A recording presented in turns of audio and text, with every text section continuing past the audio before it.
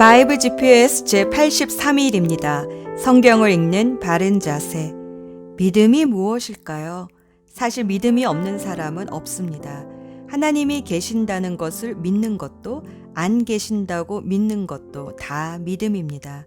무엇을 믿든지 간에 사람은 그 믿음대로 움직입니다. 그렇다면 성경이 말하는 믿음은 무엇일까요? 사도 바울은 로마서 4장에서 이 믿음을 설명하기 위해 믿음의 조상 아브라함을 예로 들었습니다. 로마서 4장 18절. 아브라함은 희망이 사라진 때에도 바라면서 믿었으므로 너의 자손이 이와 같이 많아질 것이다 하신 말씀대로 많은 민족의 조상이 되었습니다. 희망이 사라진 때에도 바라면서 믿는 것이 믿음입니다.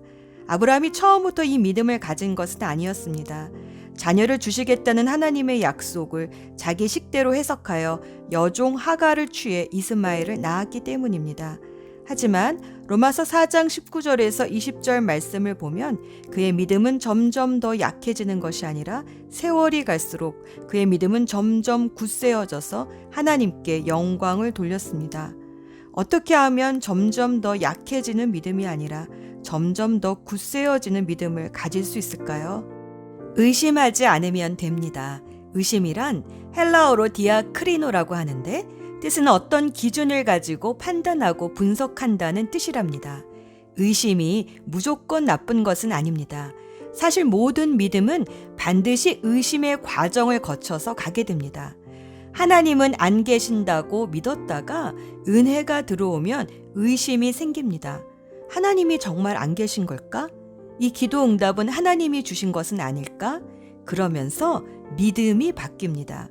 나를 믿었던 믿음이 하나님을 향한 믿음으로 바뀌어 갑니다. 나에 대하여 의심을 갖고 하나님을 믿으면 은혜인데 유한한 나를 굳게 믿고 무한하신 하나님을 의심합니다. 믿음은 바라보는 대상을 바꾸는 것입니다. 아브라함은 육체의 소망이 다 끊어졌지만 자신을 바라보지 않고 하나님을 바라보았습니다. 어떤 하나님이십니까? 로마서 4장 17절. 이 약속은 그가 믿은 하나님, 다시 말하면 죽은 사람들을 살리시며 없는 것들을 불러내어 있는 것이 되게 하시는 하나님께서 보장하신 것입니다. 죽은 사람들을 살리시며 없는 것들을 불러내어 있는 것이 되게 하신 하나님, 부활의 하나님, 창조주 하나님이십니다. 하나님이 어떠한 분이신지 알게 되면 하나님을 믿는 것은 어렵지 않습니다. 그래서 성경을 읽다 보면 이 하나님을 알게 되고 약한 믿음이 굳세어집니다. 그렇게 되면 자꾸 나라는 늪에 빠져있던 마음이 예수님을 바라보게 됩니다. 자기 중심적인 사람이 하나님 중심적인 사람이 됩니다. 믿음의 창시자여 완성자이신 예수님을 바라보게 됩니다. 그때에 광야에서 불뱀에 물렸던 상처들이 나음을 입습니다. 오늘도 성경을 읽으며 그토록 믿었던 내 자신의 경험과 지식에 대해서는 건강한 의심을 던져보시고 하나님을 알기 때문에 모든 희망이 사라져도 더 견고해지는 믿음을 키워가는 성경 읽기가 되기를 기도합니다. 오늘의 여정. 오늘은 사도 바울이 3차 선교 여행을 마무리하고 로마에 도착하기까지의 여정을 읽습니다. 바울은 3차 선교 여행을 마무리하고 결박과 환난이 기다리는 예루살렘을 향해 발길을 옮깁니다. 가는 곳마다 유대인들이 바울의 목숨을 노리며 죽이려 했는데 그 유대인들의 본거지인 예루살렘으로 들어가니 이것은 마치 화약을 짊어지고 불 속으로 뛰어들어가는 거나 마찬가지였습니다. 그러나 바울은 담담히 그 불 속으로 들어갑니다. 그에겐 간절한 소원이 있었기 때문입니다. 그것은 유대인 중심의 예루살렘 교회로부터 이방인 교회가 인정받고 함께 주 안에서 은혜의 사귐을 나누는 것이었습니다. 그것을 위해서라도 기근을 맞이하여 어려움을 겪고 있는 예루살렘을 돕기 위해 이방인 교회들에게서 거둔 구제 헌금을 가지고 또 이방인 교회 대표단들과 함께 사도 바울은 예루살렘 교회로 가야만 했습니다. 드디어 예루살렘 교회에 도착한 바울은 선교 보고를 했고 예루살렘 교회는 크게 기뻐하며 하나님께 영광을 올려드렸습니다. 그러나 당시 예루살렘 교회 담임 목사격인 사도 야고보는 여전히 모세의 율법을 열성으로 지키는 유대인 신자들이 바울에 대해 가지는 불편한 마음들을 전하며 바울이 친히 비용을 대어 4명의 유대인 신자들의 정결 예식 비용을 치르라고 조언합니다. 바울은 그 말에 순종하여 유대인 4명을 데리고 성전에서 정결 예식을 치루었는데 어떤 유대인들이 바울이 이방인을 데리고 성전에 들어갔다라고 오해하여 큰 소동을 일으킵니다. 이것이 발단이 되어 가이사랴 감옥에서 2년간 갇히게 됩니다. 하지만 로마 시민권자였던 바울은 로마 황제에게 항소함으로 이제 그렇게 가보고 싶었던 로마의 죄수의 신분으로 가게 되었습니다. 하지만 하나님의 눈으로 보면 오히려 로마 군병들의 호의를 받으며 배를 타고 로마로 직진하게 된 것입니다. 로마로 가는 길도 쉽지 않았습니다. 중간에 허리케인을 만나 말할 수 없는 고생을 하지만 그 덕분에 선원들과 로마 군병들은 바울과 함께 하시는 하나님을 경험하게 되었고 또 배가 파선하여 도착하게 된 몰타 섬에 복음을 전할 수 있었습니다. 그렇게 많은 일들을 겪고 결국 로마에 도착한 바울은 직접 셋집을 얻어 비교적 자유로운 수감 생활을 하며 마음껏 복음을 전할 수 있었습니다. 사도행전은 매 장마다 고난과 핍박과 환난이 나옵니다. 그런데 지나고 나면 그 때문에 복음이 더 멀리 전파되었습니다. 하나님의 하시는 일이 얼마나 사람의 생각과 다른지 사도행전을 통해 보게 됩니다. 사도행전은 성령의 권능을 받은 예수의 증인들이 어떻게 예루살렘에서부터 로마까지 가게 되었는지를 보여줍니다.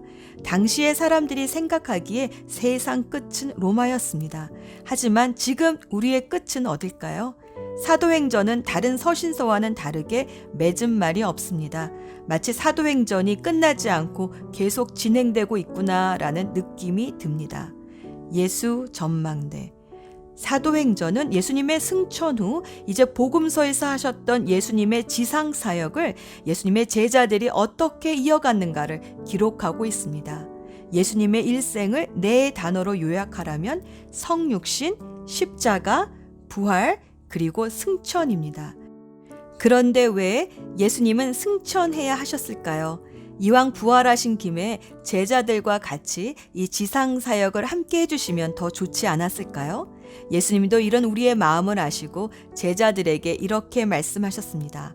요한복음 16장 7절. 그러나 내가 너희에게 진실을 말하는데 내가 떠나가는 것이 너희에게 유익하다. 내가 떠나가지 않으면 보혜사가 너희에게 오시지 않을 것이다. 그러나 내가 가면 또 다른 보혜사를 너희에게 보내주겠다. 예수님은 우리에게 또 다른 보혜사, 곧 성령님을 보내주시기 위해 승천하셨습니다. 예수님은 성육신, 십자가, 부활, 승천 다 몸으로 오시고 몸으로 죽으시고 몸으로 부활하시고 몸으로 승천하셨습니다. 그러나 영이신 성령님은 보이지는 않지만 우리 안에 거하셔서 예수의 영으로 우리를 도와주십니다. 그러니 예수님의 지상 사역을 이어가기 위해서는 몸이신 예수님보다는 예수의 영이신 성령님이 우리와 함께 하시는 것이 더욱 유익합니다. 예수님이 승천하신 이유는 또한 하늘 사역을 시작하기 위해서입니다. 예수님은 지금도 하늘 보좌 우편에서 우리를 위해 중보 기도하고 계십니다. 그래서 우리가 예수 그리스도의 이름으로 기도하고 응답받을 수 있는 특권을 얻은 겁니다. 또 예수님의 기도 때문에 우리가 여러 가지 환난과 시험 속에서도 보호를 받습니다. 예수님이 승천하신 또 다른 이유는 삼위일체 하나님으로 경배를 받으시기 위함입니다. 예수님은 올리브산 기슭에 위치한 베다니에서 제자들에게 축복하시고 승천하셨는데 그 후에 제자들은 누가복음 24장 52에서 53절 말씀을 보면 예수님께 경배했다라고 기록합니다. 그들은 예수께 경배하고 크게 기뻐하면서 예루살렘으로 돌아가서 하나님을 찬양하면서 날마다 성전에서 지냈다. 예수님을 예배하고 경배할 때 무슨 일이 일어날까요? 하늘에 계신 예수님을 경배할 때 그 순간 우리도 예수님 앞에 서게 됩니다. 우리의 영은 시간과 공간을 초월하여 하늘을 맛보게 됩니다. 그렇게 하늘을 맛보고 일주일을 사는 것과 맛보지 못하고 한 주간을 사는 것은 그야말로 하늘과 땅의 차이입니다. 매 주일의 예배를 통해 예수님 앞에 설 때 우리는 하늘의 능력을 다운로드 받게 됩니다. 예수님은 이 기쁨을 우리에게 맛보게 해주시려고 승천하셨습니다. 사도행전을 통해 예수님의 하늘 중보 기도 사역과 우리의 지상 사역이 놀라운 동역을 이루는 것을 보게 됩니다. 하늘과 땅이 함께 동역하는 이 놀랍고 신비한 하나님 나라의 삶은 예수님이 승천하셨기 때문에 우리에게 주어진 하늘복입니다. 기도합시다. 믿음을 주시는 하나님 아버지, 오늘도 말씀을 읽으며 우리의 믿음이 점점 더 굳세어지게 하셔서 모든 희망이 사라진 때에도 하나님을 바라고 믿음으로 침륜에 빠지지 않도록 인도하여 주시옵소서. 지금도 하늘 보좌 우편에서 우리를 위해 중보기도 하시는 예수님의 이름으로 기도합니다. 아멘.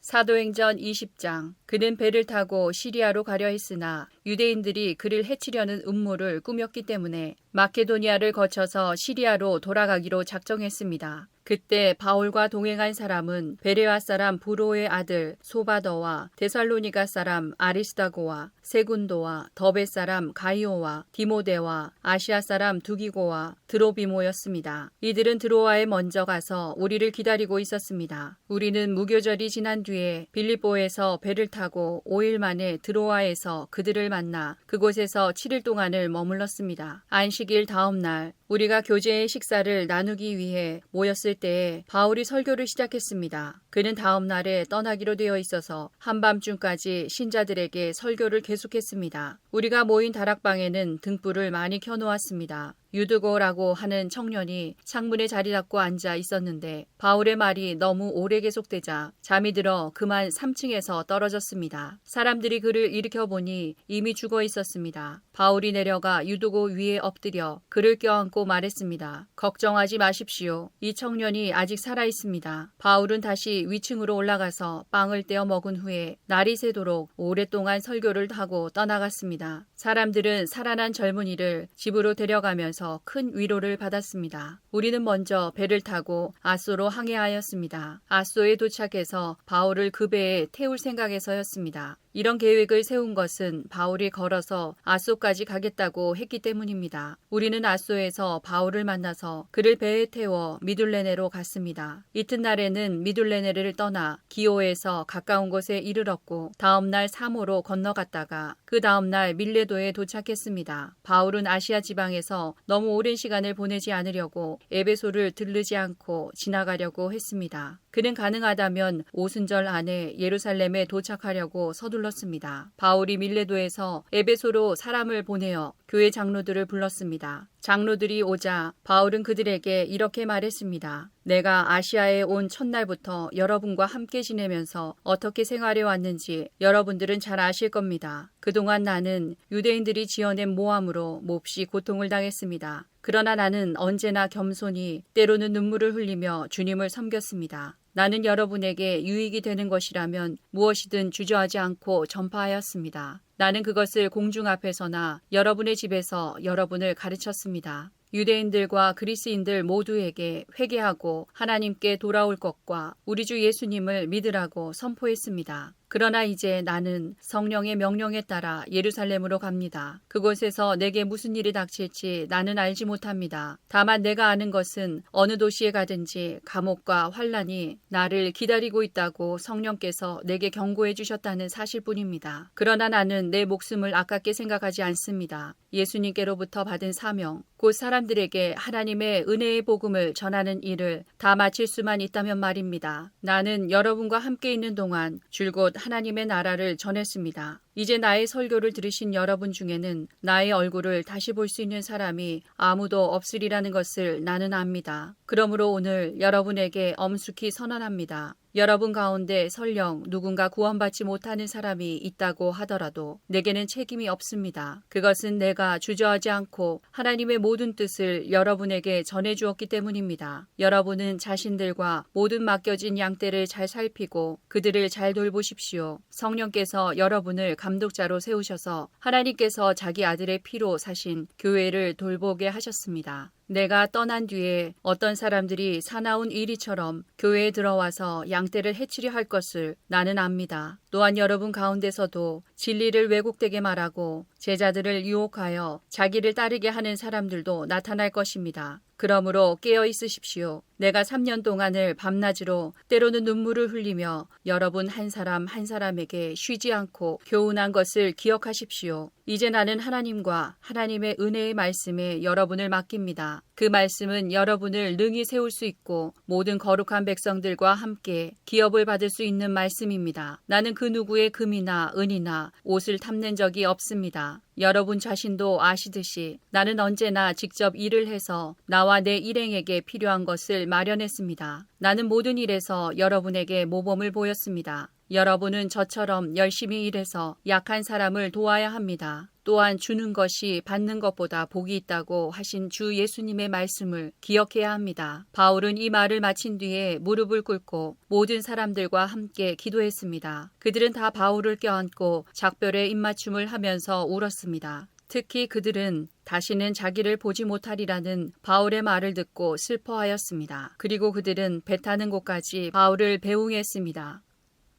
사도행전 21장. 우리는 그들과 작별 인사를 한 뒤에 배를 타고 곧장 고스로 갔습니다. 이튿날 우리는 로도에 들렀다가 거기서 바다라로 떠났습니다. 그곳에서 우리는 베니게로 가는 배를 만나서 그 배를 타고 떠났습니다. 키프로스 섬이 눈앞에 나타났을 때에 우리는 그 섬을 왼쪽에 두고 시리아로 가다가 두로에 배를 댔습니다. 그곳에서 배가 짐을 풀기로 되어 있었기 때문입니다. 우리는 두로에서 신자들을 만나 일주일을 그들과 함께 지냈습니다. 그들은 성령께서 알려주신 대로 바울에게 예루살렘에 가지 말라고 만류했습니다. 그러나 그들과 함께한 시간이 다 되자 우리는 그곳을 떠나 여행길에 올랐습니다. 모든 신자들이 아내와 아이들을 데리고 도시 바깥까지 나와 우리를 배웅해 주었습니다. 우리는 모두 바닷가에서 무릎을 꿇고 기도했습니다. 서로 작별 인사를 나눈 후 우리는 배에 올랐고 두로 지방의 신자들은 각자 집으로 돌아갔습니다. 우리는 두로를 출발하여 항해를 계속하여 돌레마이에 이르렀습니다. 우리는 그곳의 형제들과 인사를 하고 그들과 함께 하루를 지냈습니다. 이튿날 우리는 돌레마이를 떠나 가이사랴로 갔습니다. 그곳에서 7 집사 가운데 한 사람인 전도자 빌립의 집에 들어가 그와 함께 지냈습니다. 빌립에게는 결혼하지 않은 4딸이 있었습니다. 그들은 모두 예언하는 사람이었습니다. 우리가 여러 날 그곳에 머물고 있는 동안 아가보라는 예언자가 유대에서 내려왔습니다. 그가 우리에게 와서 바울의 허리띠를 가져다가 자기 손과 발을 묶고 말했습니다. 성령께서 예루살렘에 사는 유대인들이 이 허리띠 임자를 이와 같이 묶어서 이방인들에게 넘겨줄 것이라고 말씀하십니다. 우리는 그 말을 듣고 그곳 사람들과 함께 바울에게 예루살렘에 올라가지 말라고 간곡하게 말했습니다. 그때 바울은 이렇게 대답했습니다. 어찌하여 그렇게 울면서 나의 마음을 아프게 하십니까?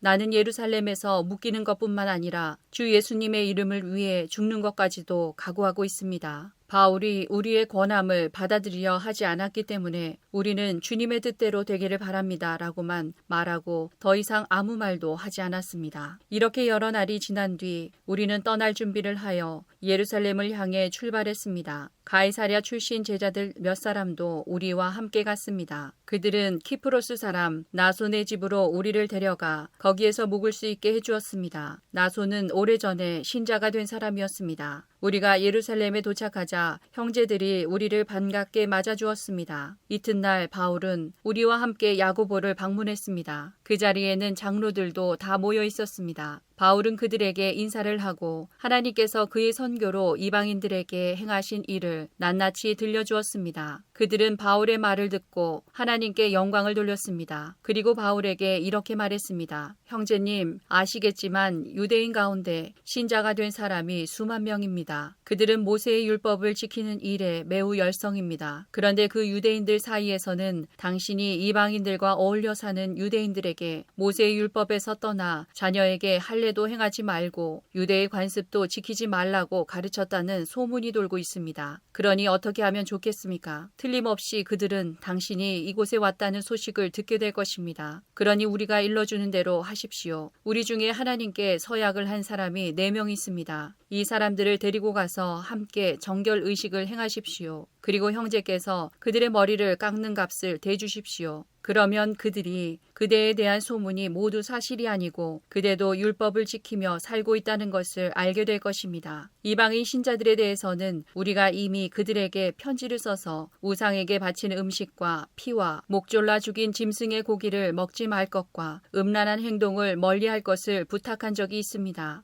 이튿날 바울은 그 사람들과 함께 정결 의식을 행하였습니다. 그런 뒤에 그는 성전 뜰로 가서 정결 의식이 끝나는 날짜와 그날에 각 사람을 위해 예물을 바칠 날짜를 신고했습니다. 7일이 거의 끝나갈 즈음에 아시아 지역에서 온 유대인들은 바울이 성전 뜰에 있는 것을 보고 무리를 충동질하여 바울을 붙잡았습니다. 그 유대인들은 이렇게 소리질렀습니다. 이스라엘 동포 여러분, 좀 도와주십시오. 이 사람은 가는 곳마다 우리 백성과 모세의 율법과 성전을 거스르는 말로 모든 사람을 가르치는 사람입니다. 더욱이 지금은 그리스 사람들을 성전 안으로 데리고 와서 이 거룩한 곳을 더럽혀 놓았습니다. 그들이 이렇게 주장하는 것은 그들이 전에 에베소 사람 드로비모가 바울과 함께 예루살렘에 있는 것을 본 적이 있었으므로 분명히 바울이 그 사람을 성전 안으로 데리고 들어왔을 것이라고 생각했기 때문입니다. 그러자 온 도시는 시끄러워지고 사람들이 몰려와 바울을 붙잡아 성전 바깥으로 끌어냈습니다. 그리고 바로 성전 문이 닫혔습니다. 그들이 바울을 죽이려 하는 순간에 예루살렘 도시 전체에 폭동이 일어났다는 보고가 로마 군대 천부장에게 전달되었습니다. 그는 즉시 백부장 몇 명과 군인들을 거느리고 군중들에게로 달려갔습니다. 폭도들은 로마 군대 천부장과 군인들을 보자 바울을 때리던 것을 멈추었습니다. 천부장은 가까이 가서 바울을 체포했습니다. 그리고 군인들에게 바울을 쇠사슬 2개로 묶으라고 명령한 다음 그가 누구이며 또 어떤 일을 했는지를 물었습니다. 그러자 군중들은 너도 나도 소리를 질러대며 대답을 하는데 그들의 말이 저마다 달랐습니다. 천부장은 사람들의 아우성치는 소리에 이 사건의 진상을 알 수 없어서 군인들에게 바울을 병영 안으로 끌고 가라고 명령했습니다. 바울이 층계에 이르렀을 때에는 군중들의 폭행이 너무나 격렬했기 때문에 군인들이 바울을 호위해야만 했습니다. 군중들은 바울의 뒤를 따라가며 계속해서 그를 없애버려라 하고 소리쳤습니다. 바울이 병영 안으로 끌려 들어갈 때 그는 천부장에게 천부장님께 한 말씀 드려도 되겠습니까? 라고 물었습니다. 천부장이 대답했습니다. 그리스 말을 할 줄 아는가? 당신은 혹시 얼마 전에 폭동을 일으키고 테러범 4,000명을 거느리고 광야로 나간 이집트 사람이 아닌가? 바울이 이렇게 대답했습니다. 아닙니다. 나는 길리기아 지방의 다소에서 태어난 유대인이며 그 유명한 도시의 시민입니다. 제가 저 사람들에게 말할 수 있게 허락해 주십시오. 천부장이 허락하자 바울은 층계 위에 올라서서 손을 내저 무리를 조용하게 했습니다. 잠잠해지자 바울이 히브리 말로 연설했습니다.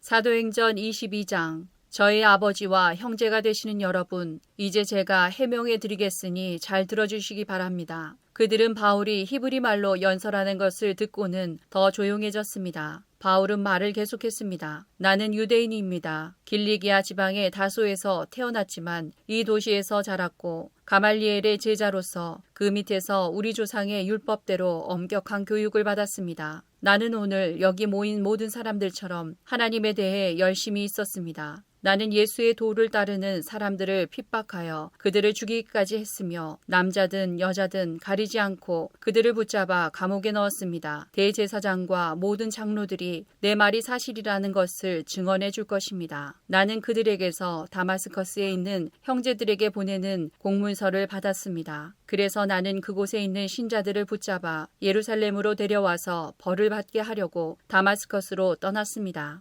정오쯤 되어 내가 다마스커스에 가까이 이르렀을 때에 갑자기 하늘로부터 밝은 빛이 나를 둘러비췄습니다. 나는 땅에 엎어졌고 사울아 사울아 어찌하여 나를 박해하느냐 라는 소리를 들었습니다. 내가 주님 당신은 누구십니까? 라고 물었더니 그분이 내게 나는 내가 박해하는 나사렛 예수다 라고 대답하셨습니다. 나와 함께 있던 사람들은 그 빛은 보았으나 나에게 말씀하시는 분의 음성은 듣지 못했습니다. 나는 주님, 제가 어떻게 하면 되겠습니까? 라고 물었습니다. 그때 주님께서는 일어나 다마스커스로 가거라. 거기에 가면 내가 해야 할 일을 모두 일러줄 사람이 있을 것이다. 라고 대답하셨습니다. 나는 그 빛의 광채 때문에 앞을 보지 못하게 되었습니다. 그래서 나와 함께 가던 사람들의 손에 이끌려 다마스커스로 들어갔습니다. 다마스커스에 아나니아라는 사람이 있었습니다. 아나니아는 모세의 율법을 따라 사는 경건한 사람이었으며 그곳에 사는 유대인들에게 존경을 받는 사람이었습니다. 아나니아가 나를 찾아와 내 곁에 서서 사울 형제, 눈을 뜨시오 하고 내게 말했습니다. 그 순간 나는 눈을 떠 그를 보았습니다. 그때 아나니아가 말했습니다. 우리 조상의 하나님께서 오래전에 당신을 택하셔서 그분의 뜻을 알게 하셨고 그 의로우신 분을 보게 하시며 그분의 입에서 나오는 말씀을 듣게 하셨습니다. 당신은 모든 사람들에게 당신이 보고 들은 것을 전하는 그분의 증인이 될 것입니다. 그러니 이제 무엇을 더 기다리겠습니까? 일어나 세례를 받으십시오. 그리고 그분의 이름을 부르십시오. 그러면 죄사함을 얻게 될 것입니다. 그 후 내가 예루살렘으로 돌아와 성전뜰에서 기도하고 있는 도중에 어떤 환상을 보게 되었습니다. 그 환상 중에 주님을 보았는데 주님께서 내게 말씀하셨습니다. 서둘러 예루살렘을 떠나라. 이곳 사람들은 내가 나를 증언하는 것을 받아들이지 않을 것이다. 그래서 나는 대답했습니다. 주님, 이들은 제가 여러 회당을 돌아다니며 주님을 믿는 사람들을 잡아 감옥에 가두고 때리기까지 한 일을 잘 알고 있습니다. 뿐만 아니라 주님의 증인인 스데반이 죽임을 당할 때에 제가 그 자리에 있던 것도 알고 있습니다. 저는 그때 거기에 서서 그들이 스데반을 죽이는 일에 찬성했으며 그를 죽이는 사람들의 옷을 맡아주기까지 했습니다. 그러나 주님께서는 내게 가거라, 내가 너를 멀리 이방인들에게 보내겠다 하고 말씀하셨습니다. 사람들은 바울의 말을 여기까지 듣고 있다가 목소리를 높여 이런 놈은 없애버려라. 살려두어서는 안 된다 라고 소리질렀습니다. 그들은 고함을 지르며 옷을 벗어던지고 공중에 먼지를 날렸습니다. 그러자 천부장이 부하들에게 바울을 병영 안으로 데려가라고 명령했습니다. 그리고는 사람들이 바울에게 그렇게 소리 지르는 이유가 무엇인지를 알아내려고 바울을 때리면서 조사해보라고 했습니다. 군인들이 바울을 묶고 때리려 하자 바울이 옆에 서 있던 로마 백부장에게 말했습니다. 죄가 있다는 것이 밝혀지지도 않은 로마 시민을 때리는 것이 로마법에 맞는 일입니까? 그 말을 들은 백부장은 천부장에게 가서 이제 어떻게 하실 계획입니까? 이 사람은 로마 시민입니다. 라고 알렸습니다. 천부장이 바울에게 다가가 물었습니다. 당신이 로마 시민이라는 말이 참말이요? 바울이 그렇습니다. 하고 대답했습니다. 천부장이 말했습니다. 나는 돈을 많이 들여서 로마 시민권을 얻었소. 바울이 말했습니다. 나는 태어날 때부터 로마 시민인 사람입니다. 그러자 바울을 신문하려던 사람들이 곧 물러났습니다. 천부장은 바울이 로마 시민이라는 사실을 알고 그를 결박한 일로 두려워했습니다. 이튿날 천부장은 유대인들이 무슨 일 때문에 바울을 고소하는지 알아보려 했습니다. 그래서 그는 대제사장들과 유대 공의회를 소집하게 했습니다. 천부장은 바울을 묶은 사슬을 풀어주고 그를 데리고 나가 공의회 앞에 세웠습니다. 사도행전 23장. 바울이 유대 공의회를 똑바로 쳐다보며 말했습니다. 형제 여러분, 나는 이날까지 하나님 앞에서 선한 양심을 가지고 살아왔습니다. 그 순간 대제사장 아나니아가 바울 가까이 서 있는 사람들에게 바울의 입을 치라고 명령했습니다. 그러자 바울이 아나니아에게 말했습니다. 하나님께서 당신을 치실 것이요. 당신은 겉만 하얗게 회칠한 벽과 같소. 당신은 율법대로 나를 재판한다고 거기에 앉아 있으면서 어떻게 스스로는 율법을 어겨가며 나를 치라고 말할 수 있소. 바울 가까이 서 있던 사람들이 바울에게 말했습니다. 당신이 하나님의 대제사장을 감히 욕할 수 있소? 바울이 대답했습니다. 형제 여러분, 나는 그 사람이 대제사장인 줄 몰랐습니다. 성경에도 이르기를 내 백성의 지도자를 욕하지 말라고 하였습니다. 바울은 공의회에 모인 사람 가운데 일부는 사두개파 사람이었고 일부는 바리새파 사람이라는 것을 알고는 큰 소리로 말했습니다. 형제 여러분, 나는 바리새파 사람이며 바리새파 사람의 아들입니다. 나는 지금 죽은 사람이 부활할 것이라는 소망 때문에 재판을 받고 있습니다. 바울이 이렇게 말을 하자 바리새파 사람들과 사두개파 사람들 사이에 다툼이 일어나 공의회 의원들이 나뉘었습니다. 그것은 사두개파 사람들은 죽은 사람의 부활이 없으며 천사나 영도 없다고 주장하는 반면 바리새파 사람들은 그것을 다 인정하였기 때문입니다. 그래서 큰 소동이 일어났습니다. 바리새파 사람들 중에서 율법학자 몇 사람이 일어나 우리는 이 사람에게서 아무런 잘못도 찾을 수 없습니다. 어쩌면 천사나 영이 이 사람을 시켜서 말하는 것인지도 모릅니다. 라고 바울을 두둔했습니다. 다툼이 점점 심각해지자 천부장은 유대인들 때문에 바울의 몸이 찢겨지지나 않을까 걱정이 되었습니다. 천부장은 군인들에게 내려가서 강제로라도 바울을 군인들 손에서 빼내어 병영으로 데리고 가라고 명령했습니다. 그날 밤에 주님께서 바울 곁에 서서 말씀하셨습니다. 용기를 내어라. 내가 예루살렘에서 나를 증언한 것 같이 로마에서도 나를 증언하여야 한다. 이튿날 아침 유대인들은 바울을 죽일 음모를 꾸몄습니다. 그들은 바울을 죽이기 전에는 아무것도 먹지도 마시지도 않겠다고 맹세했습니다. 이러한 음모에 가담한 사람들은 40명이 넘었습니다. 그들이 대제사장들과 장로들에게 가서 말했습니다. 우리는 바울을 죽이기 전에는 아무것도 입에 대지 않겠다고 맹세했습니다. 그러니 이제 여러분들과 공의회에서는 천부장에게 가서 바울이 한 일에 대해 좀 더 자세히 신문할 것이 있으니 바울을 내어달라고 부탁하십시오. 그러면 우리는 기다리고 있다가 바울이 이리로 오는 길에 그를 없애버리겠습니다. 준비는 이미 다 되어 있습니다. 그러나 바울의 조카가 이 음모를 듣고 병영으로 가서 바울에게 그 사실을 알려주었습니다. 그래서 바울이 백부장 한 명을 불러 이 젊은이를 천부장에게 데려가 주십시오. 천부장에게 전할 말씀이 있답니다. 라고 말했습니다. 백부장이 바울의 조카를 데리고 천부장에게 가서 말했습니다. 바울이란 죄수가 저를 불러 이 젊은이를 천부장님께 데려가 달라고 부탁해서 데려왔습니다. 천부장님께 드릴 말씀이 있답니다. 천부장이 젊은이의 손을 잡고 아무도 없는 곳으로 데려가 물었습니다. 내게 전할 말이 무엇이냐? 젊은이가 말했습니다. 유대인들이 천부장님께 바울을 신문할 것이 더 있다는 구실을 대면서 내일 바울을 그들의 공의회로 끌어내어 달라고 천부장님께 청하기로 결정했답니다. 그러나 그들의 말을 고지 듣지 마십시오. 40명도 더 되는 사람들이 숨어서 바울을 기다리고 있습니다. 그들은 바울을 죽이기 전에는 아무것도 먹지도 않고 마시지도 않겠다고 맹세까지 하였습니다. 그들은 지금 준비를 다 해놓고 천부장님의 승낙만 기다리고 있습니다. 천부장이 젊은이를 돌려보내면서 내가 이 내용을 내게 알렸다고 아무에게도 말하지 마라 하고 단단히 주의를 주었습니다. 천부장이 백부장 2명을 불러 다음과 같이 명령했습니다. 병사 200명과 기병대 70명과 창을 쓰는 병사 200명을 무장시켜 오늘 밤 9시에 가이사랴로 떠날 준비를 갖추게 하여라. 또 바울을 총독 벨릭스에게 안전하게 호송할 수 있도록 그를 태울 짐승도 준비해 두도록 하여라. 그리고 천부장은 이러한 내용의 편지를 썼습니다. 글라우디오 루시아가 총독 벨릭스 각하에게 문안드립니다. 이 사람은 유대인들에게 잡혀 살해당할 뻔한 사람입니다.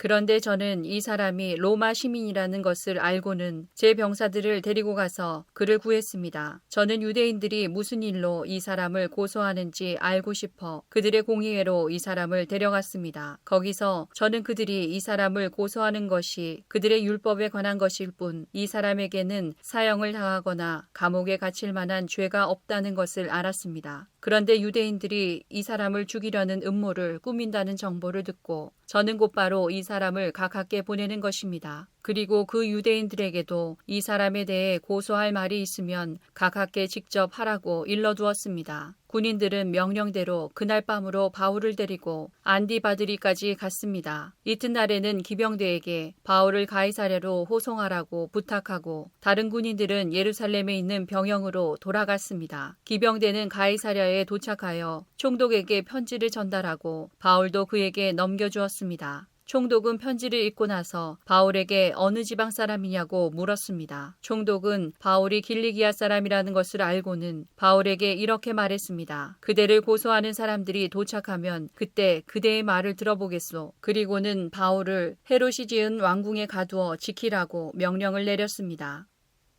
사도행전 24장. 5일 뒤에 대제사장 아나니아가 장로 몇 사람과 더둘로라고 하는 법률가를 데리고 가이사랴에 왔습니다. 그들이 온 것은 총독에게 바울을 고소하기 위해서였습니다. 바울이 안으로 불려 들어가자 더둘로가 고소하기 시작했습니다. 벨릭스 각하, 우리는 각하 덕분에 오랫동안 평화를 누려왔으며 각하의 지혜로운 일처리로 우리나라의 잘못된 일들이 많이 고쳐졌습니다. 우리는 언제 어디서나 이 모든 일이 각하의 공로 때문인 것을 인정하며 각하께 감사하고 있습니다. 이제 더 이상 각하께 폐가 되지 않게 간단히 말씀드리겠으니 저희 말을 들어주시기 바랍니다. 우리는 이 사람이 온 세계에 있는 유대인들을 선동하고 문제를 일으키는 사람인 것을 알게 되었습니다. 이 사람은 나사렛 이단의 두목입니다. 심지어는 그가 성전까지 더럽히려고 하여 우리가 그를 붙잡았습니다. 총독 각하께서 이 사람을 직접 신문해 보시면 우리가 그를 고소하는 이유를 아실 수 있을 것입니다. 다른 유대인들도 가세하면서 그의 말이 모두 사실이라고 주장했습니다. 총독이 바울에게 말하라고 몸짓하자 바울이 대답했습니다. 각하께서 수년 동안 이 민족의 재판장이 되신 것을 제가 알고 있습니다. 그래서 저와 관련된 일을 각하께 변명하게 된 것을 기쁘게 생각합니다. 제가 예루살렘에 예배드리러 올라간 것은 12일밖에 되지 않습니다. 이것은 각하께서 조사해 보시면 금방 아실 수 있을 것입니다. 그리고 저를 고소하는 사람들은 제가 성전뜰에서 누구와 논쟁한 것이나 회당에서나 도시 안에서나 사람들을 선동한 것을 본 적이 없습니다. 그리고 이들이 지금 저를 고소하고 있지만 총독 각하께 그 내용에 대한 증거는 제시하지 못하고 있습니다. 그러나 저는 각하께 이 사실을 고백합니다. 저는 유대인들이 소위 이단이라고 말하는 예수의 도를 따르는 사람으로서 우리 조상의 하나님을 섬기며 모세의 율법과 예언자들의 책에 적힌 것도 다 믿는다는 사실입니다. 저는 이 사람들이 간직하고 있는 것과 똑같이 하나님께 대한 소망을 가지고 있습니다. 그것은 의로운 사람이든 불의한 사람이든 모든 사람이 다시 부활하리라는 소망입니다. 그래서 저는 언제나 하나님과 사람들 앞에서 저의 깨끗한 양심을 간직하려고 힘쓰고 있습니다. 저는 여러 해 동안 예루살렘을 떠나 있다가 저희 민족에게 구제금을 전하고 하나님께 예물을 바치려고 예루살렘에 다시 돌아왔습니다. 그들이 저를 본 것은 제가 성전뜰에서 정결 예식을 행하고 있을 때였습니다. 저는 소동을 일으키지도 않았고 제 주위에 군중들이 모여있지도 않았습니다. 그 자리에는 아시아에서 온 유대인들이 있었는데 저를 고소할 일이 있었다면 그들이 직접 각하 앞에 와서 저를 고소했을 것입니다. 그렇지 않으면 제가 예루살렘에서 유대인의 공의회 앞에 섰을 때 이들이 제게서 무슨 잘못을 찾아냈는지 여기 서 있는 이 사람들에게 말해보라고 하십시오. 제가 그들 앞에 섰을 때 한 말은 오직 하나, 곧 오늘 제가 여러분 앞에서 재판받는 것은 죽은 사람의 부활에 관한 것 때문이다 라고 외친 것뿐입니다. 당시에 벨릭스는 이미 예수의 도에 관한 것을 자세히 알고 있었으므로 천부장 루시아가 오면 여러분들이 제기한 고소 문제를 처리하겠소 라고 말하고서 재판을 연기하였습니다. 벨릭스는 백부장에게 명령하여 바울을 잘 지키되 어느 정도 자유를 주고 친지들이 그를 돌보아주는 것을 막지 말라고 말했습니다.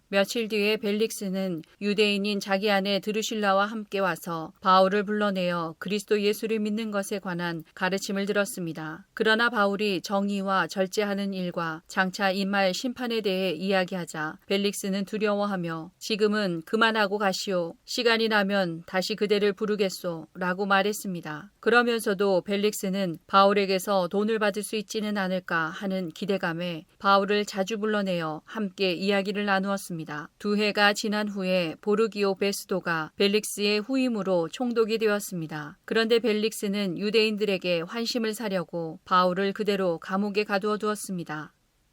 사도행전 25장. 베스도는 총독으로 부임한 지 3일 뒤에 가이사랴를 떠나 예루살렘으로 올라갔습니다. 대제사장들과 유대인 지도자들이 베스도 앞에 나타나 그에게 바울을 고소했습니다. 그들은 베스도에게 환심을 사가며 바울을 다시 예루살렘으로 보내달라고 간청했습니다. 그들은 길에 사람들을 왜곡시켰다가 바울을 죽일 계획이었습니다. 그러나 베스도는 바울은 가이사랴에 갇혀 있고 자신도 곧 그리로 돌아갈 것이므로 그 사람이 정말로 잘못된 행동을 했다면 여러분들 중에서 몇 사람이 나 나와 함께 가이사랴로 가서 그곳에서 그를 고발하시오라고 대답했습니다. 베스도가 예루살렘에 8일인가 10일인가를 더 머물다가 가이사랴로 돌아갔습니다. 이튿날 그는 재판석에 앉아서 바울을 데려오라고 명령했습니다. 바울이 나타나자 예루살렘에서 온 유대인들이 그를 애워싸고 여러 가지 무거운 죄목을 대며 바울을 고발하기 시작했습니다. 그러나 그 죄를 입증할 만한 증거는 아무도 제시하지 못했습니다. 바울은 이렇게 자신을 변명했습니다. 나는 유대인의 율법이나 성전이나 로마 황제를 거스르는 죄를 지은 적이 없었습니다. 그러나 베스도가 유대인의 환심을 사려고 바울에게 물었습니다. 그대는 예루살렘으로 올라가서 이 여러 가지 고소 문제에 대해 내 앞에서 재판받기를 원하는가? 바울이 말했습니다. 나는 지금 황제의 법정에 서 있습니다. 나는 이곳에서 재판을 받아야 합니다. 각하께서도 잘 아시듯 나는 유대인들에게 어떤 죄도 짓지 않았습니다. 혹 내게 잘못한 일이 있어 법에 따라 사형을 당해야 한다면 죽음을 피할 생각은 없습니다. 그러나 이들이 고발한 내용이 사실이 아니라면 어느 누구도 나를 이들에게 넘겨줄 수 없습니다. 나는 로마 황제에게 상소하겠습니다. 베스도는 이 문제를 두고 배심원들과 상의한 뒤에 그대가 황제에게 상소했으니 황제에게 가게 될 것이오 라고 선포했습니다. 며칠이 지난 뒤 유대의 아그리빠 왕과 버니게가 베스도에게 환영 인사를 하기 위해 가이사랴로 왔습니다. 그들이 가이사랴에서 여러 날을 머물게 되어 베스도는 아그리빠 왕과 바울 사건을 논의하였습니다. 베스도가 말했습니다. 이곳에 벨릭스가 옥에 가두어둔 사람이 한 사람 있습니다. 내가 예루살렘에 갔더니 대제사장들과 장로들이 그 사람을 고소하면서 그에게 유죄 판결을 내려달라고 요구했습니다. 그러나 나는 어떤 사람이 고소를 당했을 때 그 사람을 고소한 사람과 마주하게 해서 고소한 것에 대해 변명할 기회를 주지 않고 그들에게 넘겨주는 것은 로마의 관습에 어긋난다고 말해주었습니다. 그래서 유대인들이 나를 따라 이곳 가이사랴로 왔습니다. 나는 시간을 끌지 않고 그 이튿날 재판을 소집하고 재판석에 앉아서 그 사람을 불러오게 했습니다.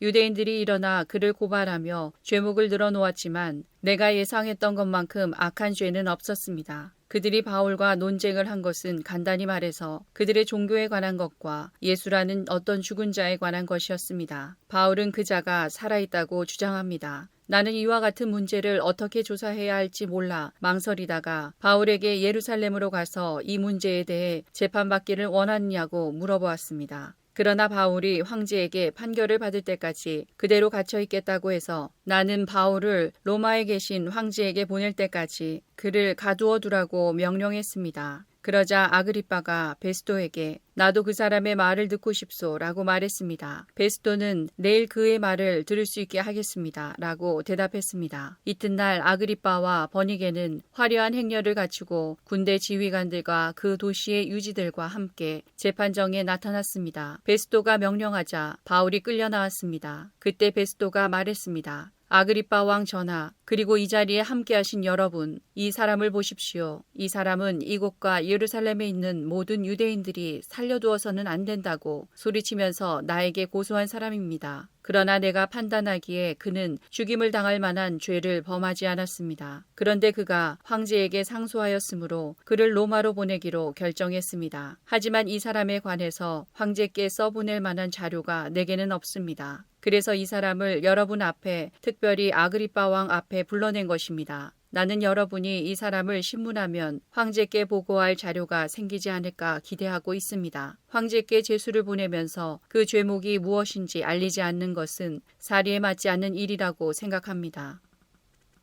사도행전 26장. 아그리빠가 바울에게 말했습니다. 당신 자신에 대해 해명할 기회를 주겠다. 그러자 바울이 손을 들어 올리며 변명을 하기 시작했습니다. 아그리빠 왕이시여, 저와 관련하여 유대인들이 고소한 것에 대해 오늘 왕 앞에서 해명하게 된 것을 다행으로 생각합니다. 그것은 왕께서 유대인의 관습과 유대인들이 서로 다투고 있는 문제들을 잘 알고 계시기 때문입니다. 부탁드리고 싶은 것은 제 말을 끝까지 들어달라는 것입니다. 모든 유대인들은 저의 일생을 다 알고 있습니다. 저의 어린 시절부터 시작하여 동족 가운데서 그리고 예루살렘에서 어떻게 살아왔는지 잘 알고 있습니다. 그들이 저를 안 지는 오래되었습니다. 그들은 하려고만 했다면 제가 우리 종교의 가장 엄격한 바리새파 사람이고 바리새파 사람으로서 생활하였다는 것을 증언할 수도 있을 것입니다. 지금 제가 여기 서서 재판을 받게 된 것은 하나님께서 우리 조상들에게 약속하신 것에 대한 소망 때문입니다. 이 소망은 우리 12지파가 밤이나 낮이나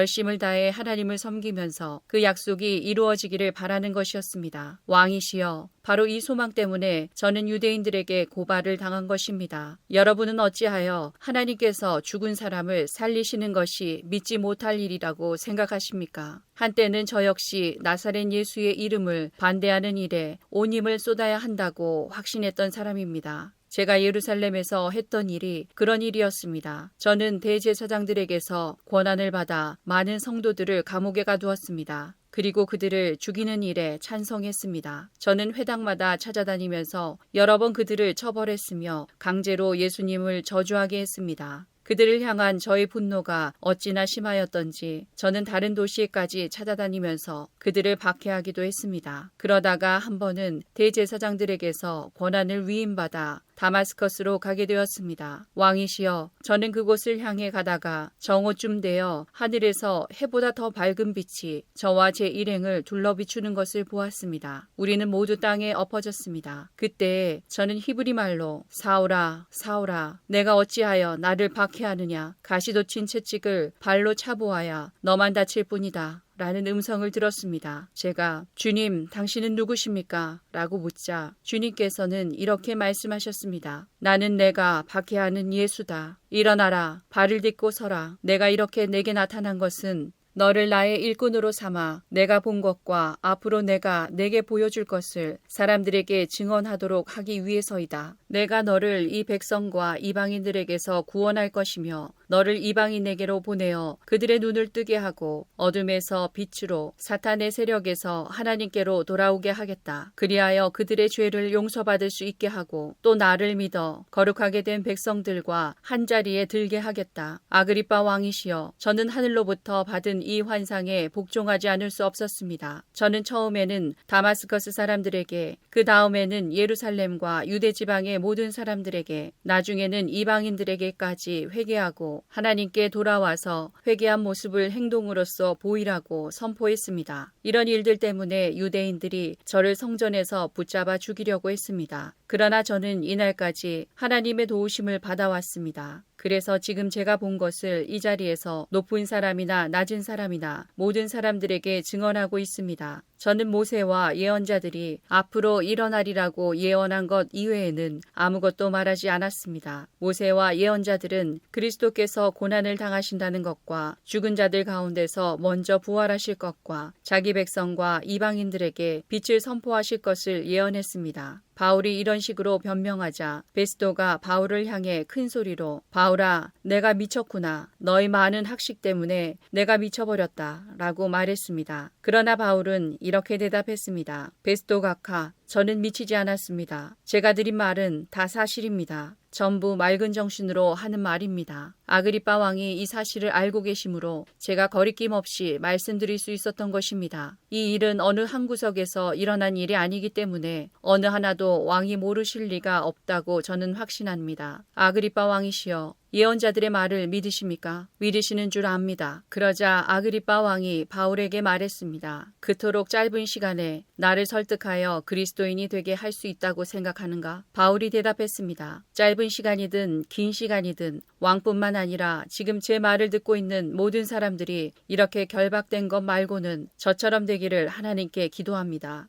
그러자 아그리빠 왕과 베스도 총독과 버니게를 비롯해서 그들과 함께 앉아있던 사람들이 다 일어났습니다. 그들은 그 방을 나갔습니다. 그들은 서로 이야기하면서 이 사람은 사형을 당하거나 감옥에 갇힐 만한 일은 하나도 하지 않았다고 말했습니다. 아그리빠는 베스도에게 이 사람이 황제에게 상소하지 않았다면 지금 석방될 수도 있었을 텐데 라고 말했습니다.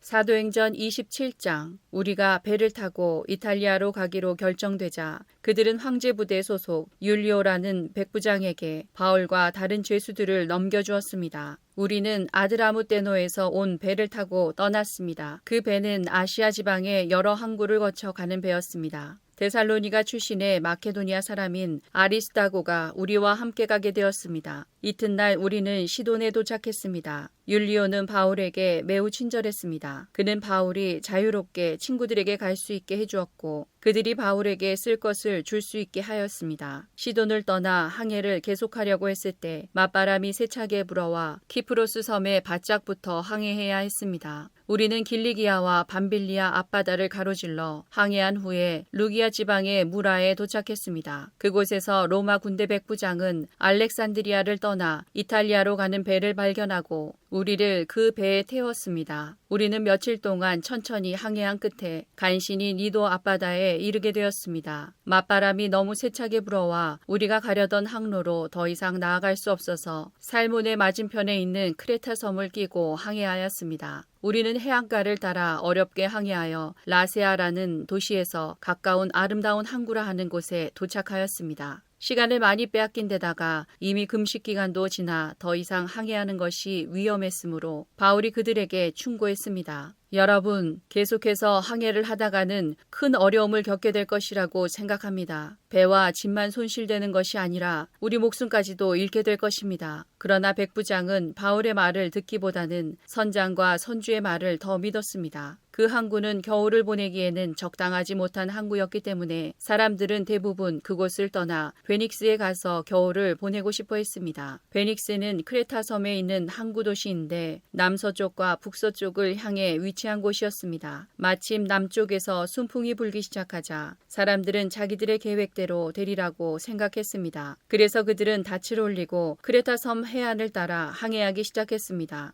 그런데 갑자기 유라굴로라고 부르는 폭풍이 섬 쪽에서 불어왔습니다. 배는 폭풍에 휘말려 바람을 거슬러 조금도 앞으로 나아가지를 못했습니다. 그래서 우리는 앞으로 가려는 노력은 포기하고 바람이 부는 대로 배를 내맡기고 표류하기 시작했습니다. 그러다가 가우다라는 작은 섬의 남쪽 방향으로 떠밀려 갈 때에 우리는 간신히 거룻배를 끌어올릴 수 있었습니다. 선원들은 거룻배를 끌어올린 다음에 밧줄로 동염했습니다. 그들은 배가 스르디스의 모래톱에 걸릴까 염려하여 돛을 내리고 배를 바람 부는 대로 떠밀려가게 했습니다. 우리가 폭풍에 너무도 시달리자 이튿날에는 선원들이 짐을 바다에 내던졌습니다. 3일째 되는 날에는 배의 장비마저 내어던졌습니다. 우리는 며칠째 해도 보지 못했고 별도 보지 못했습니다. 바람은 계속해서 거세게 불어왔습니다. 결국 우리는 살아남을 수 있다는 희망을 모두 포기하고 말았습니다. 사람들이 오랫동안 아무것도 먹지 못하고 있는 가운데